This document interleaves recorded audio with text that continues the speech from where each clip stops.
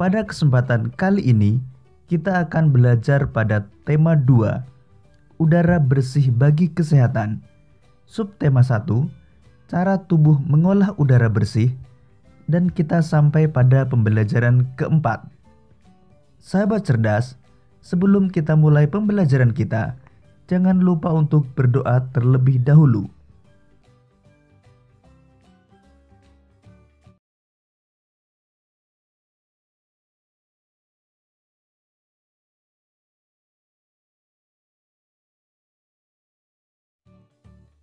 Ada bermacam-macam jenis usaha yang memanfaatkan sumber daya alam, seperti pertanian, perkebunan, kehutanan, perikanan, dan pertambangan. Ada pula jenis usaha lain yang memanfaatkan sumber daya alam, yaitu usaha pariwisata. Sekarang mari kita belajar lebih jauh tentang usaha bidang pariwisata.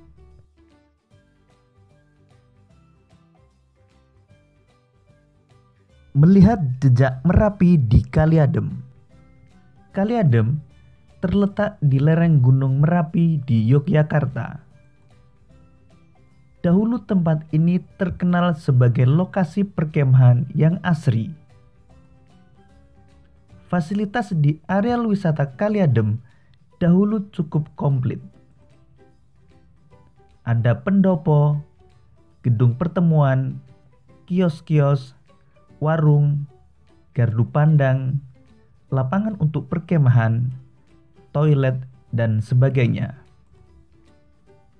Akan tetapi, setelah Merapi meletus pada bulan Juni 2006, sebagian besar fasilitas itu lenyap terkubur lahar.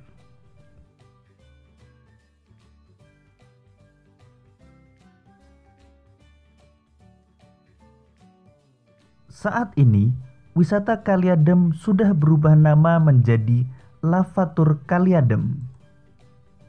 Sebagian besar pemandangan Kali Adem berupa hamparan pasir dan batuan bekas lahar.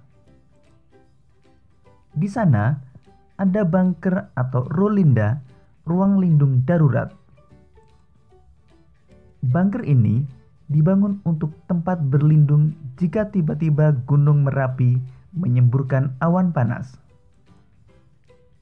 Di dalam bunker ini ada kamar mandi, tabung oksigen, masker, listrik, dan perlengkapan lainnya. Pintunya 2 lapis, terbuat dari lempengan besi setebal 3 cm.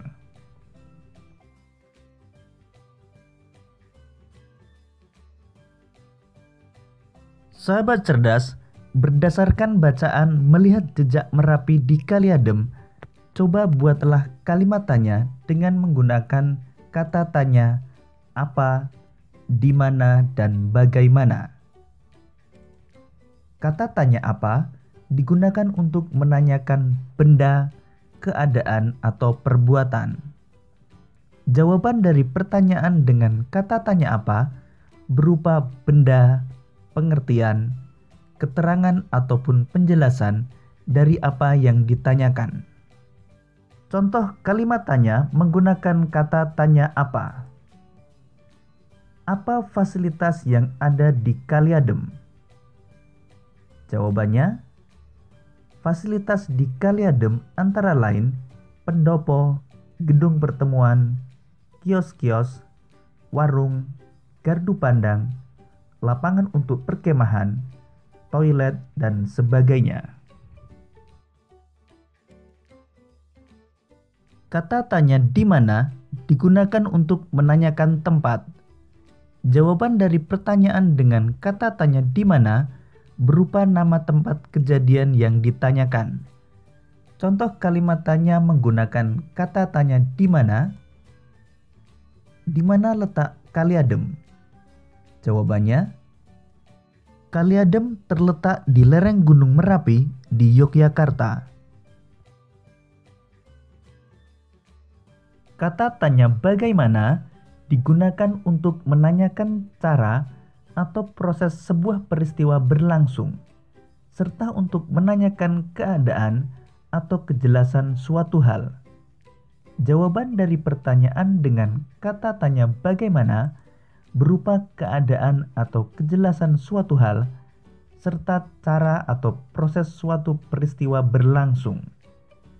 Contoh kalimat tanya menggunakan kata tanya bagaimana.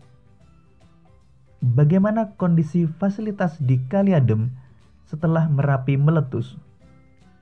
Jawabannya, setelah Merapi meletus, sebagian besar fasilitas lenyap terbakar lahar. Sahabat cerdas, kalian telah belajar membuat kalimat tanya berdasarkan bacaan.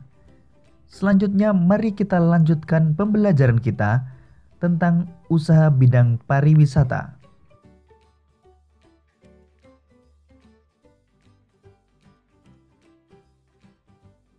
Jenis usaha pariwisata merupakan usaha di bidang jasa. Bidang jasa berkaitan dengan pemberian layanan kepada konsumen. Contoh usaha bidang jasa selain pariwisata antara lain perbankan, keuangan, asuransi, kesehatan, dan hukum. Sektor jasa di Indonesia, terutama pariwisata, berkembang pesat. Pesatnya jasa pariwisata didukung potensi panorama alam Indonesia yang elok. Sektor pariwisata di Indonesia juga menonjolkan aspek budaya. Contoh objek wisata alam adalah danau, pantai, bukit, pegunungan, gunung, suaka alam, serta flora fauna. Contoh objek wisata budaya adalah kesenian daerah, upacara adat, keraton, dan candi.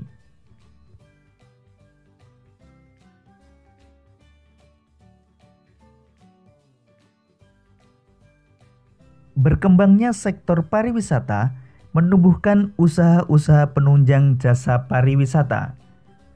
Usaha-usaha di bidang jasa pariwisata antara lain sebagai berikut. 1. Pengelola jasa penginapan, misalnya hotel, motel, wisma, dan losmen. 2. Usaha penjualan barang cenderamata atau souvenir. 3. Penyedia jasa pemandu wisata atau tour guide. 4. Penyedia jasa pariwisata dan transportasi atau tour and travel. Sahabat cerdas, demikian pembelajaran kita pada tema 2, subtema 1, dan pembelajaran keempat. Sampai jumpa pada pembelajaran berikutnya. Tetap semangat dan selamat belajar.